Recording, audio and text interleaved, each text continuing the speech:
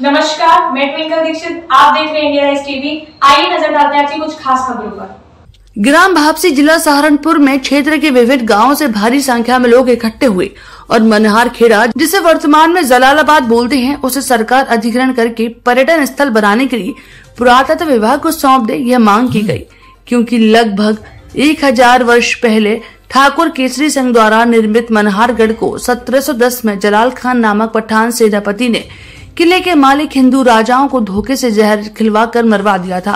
किले पर कब्जा कर लिया था। अपना सम्मान बचाने के लिए उस समय बहुत सारी हिंदू रानियों ने किले के अंदर बने कई कुओं में जल जौहर करके अपने प्राणों की आहुति दी थी। आज भी यहाँ पर एक कुएं मौजूद हैं, मगर या तो ढक दिए गए हैं या उनमें कूड़ा डाला जा रहा है। किले के प्राचीन गुम्बद, स्नान घाट आदि उपेक्षित हैं और एक व्यक्ति विशेष के कब्जे में है। आजादी के इतने लंबे समय के बाद भी इस प्राचीन गौरवशाली राष्ट्रीय विरासत को सरकार द्वारा पुरातत्व विभाग को न सौंपने के कारण क्षेत्र की जनता में बहुत रोष है। इस मीटिंग में मनहारगढ़ को पुरातत्व विभाग को सौंपे जाने की मांग करते हुए पूर्व में गठित कमेटी के विभिन्न सदस्यों और अन्य विभिन्न वक्ताओं ने अपने विचार रखे। इस मौके पर भाजपा पश्चिम उत्तर प्रदेश क्षेत्रीय संयोजक ओम सिंह राणा ने आजादी के बाद भी सभी पूर्ववर्ती सरकारों पर आरोप लगाते हुए कहा कि इतने सारे स्थलों का अधिग्रहण किए जाने के बावजूद हमारे क्षेत्र की आन बान और शान रहे मनहारगढ़ किले को अधिग्रहित करके पुरातत्व विभाग को क्यों नहीं सौंपा गया। साथ ही इस विषय पर बहुत दिनों से शोध कर रहे असिस्टेंट प्रोफेसर भानु प्रताप सिंह के द्वारा विस्तृत प्रकाश डाला गया और किले को सरकार द्वारा अधिग्रहण करके पुरातत्व विभाग को सौंपने कस्बा जलालाबाद का नाम फिर से मनहारगढ़ किए जाने की मांग की गई। इस मौके पर भाजपा क्षेत्रीय संयोजक पश्चिमी उत्तर प्रदेश ओम सिंह राणा, राजपूत उत्थान सभा के पदाधिकारीगण भानु प्रताप सिंह, राकेश पुंडीर, धर्मेंद्र पुंडीर, ऋतिक पुंडीर, अंकुर पुंडीर व अन्य ग्रामीण मौजूद रहे। सहारनपुर इंडिया राइज टीवी से कुणाल सोम की रिपोर्ट। सबसे पहले तो मैं आप लोगों का धन्यवाद अदा करना चाहता हूं, मीडिया बंधुओं का सभी का, कि इस इम्पोर्टेंट मुद्दे पर, जो बहुत मुख्य मुद्दा है, इस पर बात करने के लिए आप यहाँ पर आए। और सब उसके बाद मैं अपना परिचय भी दे दूं। मैं ओम सिंह राणा हूं, भारतीय जनता पार्टी पश्चिम उत्तर प्रदेश का क्षेत्रीय संयोजक, पूर्व सैनिक प्रकोष्ठ। और चूंकि ये मुद्दा स्थानीय नहीं है, ये राष्ट्रीय मुद्दा है। फर्क इतना रहा है कि इस मुद्दे को राष्ट्रीय स्तर पर अब तक उठाया नहीं गया है। मैं तो धन्यवाद देना चाहता हूं इस कमेटी के सभी मेंबर्स को, और विशेषकर आगे चलने वाले एक व्यक्ति मेरी बगल में खड़े हैं, भानु प्रताप जी, जिन्होंने तथ्यात्मक जानकारी इकट्ठी की। क्योंकि जब भी आप किसी से मांगोगे, सरकार से मांगोगे या कुछ भी मांगोगे, तो आपके पास तथ्यात्मक जानकारी होनी चाहिए।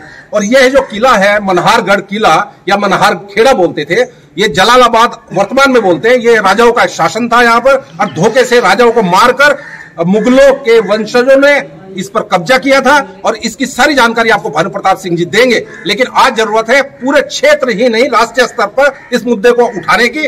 और हम ये बोलते हैं, हमें नहीं चाहिए, ये किसी एक व्यक्ति विशेष को नहीं चाहिए। हम चाहते हैं कि यह किला मनहारगढ़ पूरे राष्ट्र की संपत्ति है। इस राष्ट्रीय विरासत को सरकार अधिग्रहण करे, पर्यटन स्थल बनाए, पुरातत्व विभाग को ट्रांसफर करने के बाद, और जिसकी जिम्मेदारी है राष्ट्रीय स्तर पर पुरातत्व विभाग की, वो इसकी देखरेख करे। इस पर शिलालेख लगाए, देश के नहीं विदेश के लोग आए और इसके बारे में ज्यादा लोग जानकारी दें। देखिए, जो लोग कहते हैं ठाकुरवाद है, वो केवल इसे राजनीतिक रंग देते हैं। ऐसा कुछ नहीं है। योगी जी ने पहले ही स्पष्ट किया है, उनके लिए सारा राज्य उनकी जनता है, उनका सब उनके बच्चे हैं और सब उनके जो है साथ है। ऐसा ठाकुरवादी वाली कोई बात नहीं है। रहा मुद्दा जिस विषय में हम आज यहाँ पर आए हैं, देखिए, ये मुद्दा बहुत ऐतिहासिक मुद्दा है जिसपे सरकार को संज्ञान लेना चाहिए था, लेकिन सरकार ने इसमें संज्ञान नहीं लिया। 1947 के बाद जितने भी प्राचीन किले और प्राचीन धरोहर थी, सरकार ने उनका अधिग्रहण किया है। अभी 2 साल पहले भी हमारे पास लखनौती पड़ता है, यहाँ से भापसी से 30 किलोमीटर करीब दूर है, वो भी सरकार ने भी खाली कराया है। तो हमारा प्रश्न ये है कि जब 47 के बाद बहुत सी प्राचीन धरोहर सरकार ने खाली कराई हैं, तो यह मनहारखेड़ा, जिसे अभी वर्तमान में जलालाबाद के नाम से जानते हैं, और पूर्व में राजपूत राजाओं का गढ़ रहता था, हिंदू राजाओं का गढ़ था, जिसे मनहारखेड़ा कहते थे। और यह किला जो आज भी वहां पर विद्यमान है और एक जीवित किला है, वह मनहारगढ़ के नाम से जाना जाता था, जो आज भी उसी स्थिति में वहां पे खड़ा है। हमारा प्रश्न यह है, जब इतने सारे किले, इतनी सारी प्राचीन धरोहर सरकार ने अधिग्रहण की हैं, तो यह किला क्यों छोड़ दिया गया?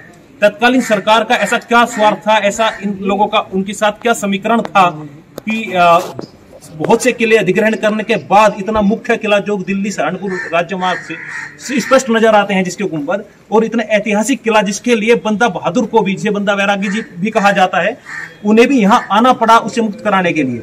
जब जलाल खान, जो मुगलों के, औरंगजेब के फौजदार थे, उन्होंने यहाँ पे किले को जीतने के लिए चढ़ाई की, लेकिन वह जब नहीं जीत पाए, उन्हें लग गया कि यह किला लड़के नहीं जीता जा सकता, ये लोग बड़े मजबूत हैं, तो वहीं पे किसी दावत में, शादी में उन्होंने विष दिलवाकर, जहर दिलवाकर इस किले पे अपना अधिकार किया। तो ये कब्जा जो उन्होंने किया है, ये कोई लड़ाई करके कब्जा नहीं किया, ये बहुत गलत तरीके से अवैध रूप से उन्होंने कब्जा किया है, जिसके फिर बाद में जब सरकार 47 में यहाँ पे कांग्रेस की सरकार थी, जो भी सरकारें रही, उन्होंने इस पर बिल्कुल विचार नहीं किया। बहुत सी संपत्तियां का अधिग्रहण की गई, बहुत सी विरासतें अधिग्रहण की गई, यहाँ से लोगों ने मांग भी की, ऐसा नहीं कि मांग नहीं हुई, यहाँ से मांग भी हुई है, लेकिन फिर भी सरकार ने इस पर बिल्कुल भी ध्यान नहीं दिया। शायद कुछ लोगों का राजनीतिक वर्चस्व रहा हो, जिस कारण वह इस पर ध्यान नहीं दे पाए। लेकिन आज हमारी मांग ये है, आज योगी जी सरकार में है, आज सरकार बिल्कुल एक निष्पक्ष सरकार है, जिससे हमारी ये मांग है, जब आपने इतने प्राचीन धरोहर, इतने प्राचीन किले और इतनी प्राचीन विरासतों को आपने अधिग्रहण किया है, तो यह किला जो, तो हमारा कहना यह है, जब 17 बंदा बहादुर को भी आना पड़ा हिंदुओं और सिखों की शिकायत पर, जो कि उन पर इतने अत्याचार होते थे जलाल खान और मुगलों के फौजदारों द्वारा, उन्हें यहाँ पे आना पड़ा इसे आजाद कराने के लिए। तो इसका महत्व तो कम नहीं है, इसका महत्व बहुत ज्यादा है, और हमारे पास सारे प्रमाण हैं जो सिद्ध करते हैं यह किला 1000 साल पुराना है और राजा केसरी सिंह द्वारा बनाया हुआ किला है। आज भी उस समय के जो चिन्ह हैं, जो निशान हैं, जैसे आपको प्राचीन घाट हैं, प्राचीन कुएं हैं, आज भी जलालाबाद में विद्यमान है। तो हमारा कहना यह है, सरकार इसमें संज्ञान ले और पुरातत्व विभाग इसमें संज्ञान ले, जल्द से जल्द जितना हो सके किले का अधिग्रहण करे, इसका संरक्षण करे, इसे पर्यटन स्थल में बदला जाए, ताकि देश विदेश से लोग यहाँ पर आए और इसके महत्व को जाने। और यदि सरकार ने पर्यटन स्थल में ना बदला, तो क्या आप राजपूती अंदाज में, जैसे कि पद्मावत के समय भी उखाड़ना या सिनेमा घरों को जलाना, ऐसा कार्य कर सकते हैं? देखिए, सरकार, योगी जी आज सरकार में है और हमें उन पर पूरा विश्वास है। हम एक लोकतांत्रिक प्रणाली से चलेंगे। झगड़े करना, लड़ाई करना, व्यक्ति विशेष के खिलाफ बोलना या किसी धर्म के खिलाफ हमारी लड़ाई नहीं है।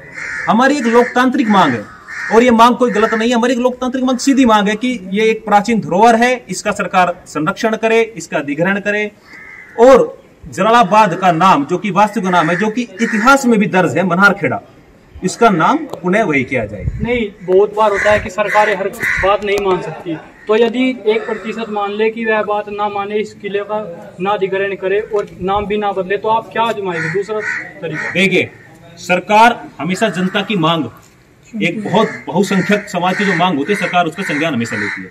हो सकता है पूर्व सरकारों ने इस पर कभी संज्ञान ना लिया हो, लेकिन हमें उम्मीद है सरकार इस पर संज्ञान अवश्य लेगी, और हम इसके लिए शांतिपूर्ण आंदोलन करेंगे, धरना करेंगे, और शांतिपूर्ण तरीके से जो भी हमसे बन पड़ेगा हम इसके लिए करेंगे। हम सरकार को मनाने का पूरा प्रयास करेंगे, और हमें पूरी उम्मीद है सरकार इसमें अवश्य मानेगी। आगे ताजा खबरों से जुड़े रहने के लिए हमारे चैनल को सब्सक्राइब, लाइक, बेल आइकन दबाना ना भूलें। धन्यवाद।